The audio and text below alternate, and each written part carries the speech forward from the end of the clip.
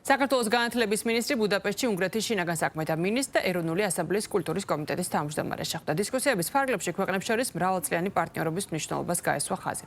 საუბარი შეეხო მასწავლებელთა პროფესიული განვითარების მხარდაჭერას, სკოლებში უსაფრთხო ინკლუზიური გარემოს უზრუნველყოფას, სასწავლო პროცესში თანამედროვე ტექნოლოგიების ინტეგრირებას და ამ მიმართულებით გამოცდილების გაზიარებას.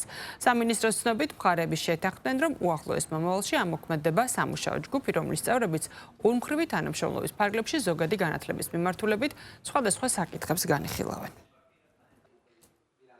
განსაკუთრებით მნიშვნელოვანი იყო შინაგან საქმეთა მინისტრთან შეხვედრა, რომლის ფარგლებში შევთანხმდით, რომ ორმხრივი ხელშეკრულების ჩარჩოში შეიქმნება სამუშაო ჯგუფი მინისტრის მოადგილეების დონეზე, რომელიც სასკოლო განათლების და განსაკუთრებით იმ რეფორმის კვალობაზე, რომელიც საქართველოში განხილვის სტადიაშია და სულ ახლახანს წარმოადგენთ საზოგადოების წინაშე, გვექნება შესაძლებლობა ძალიან მნიშვნელოვან გამოცდილებაზე და ასპექტებზე გავამახვილოთ ყურადღება და გავეცნოთ უნგრულ გამოცდილებას.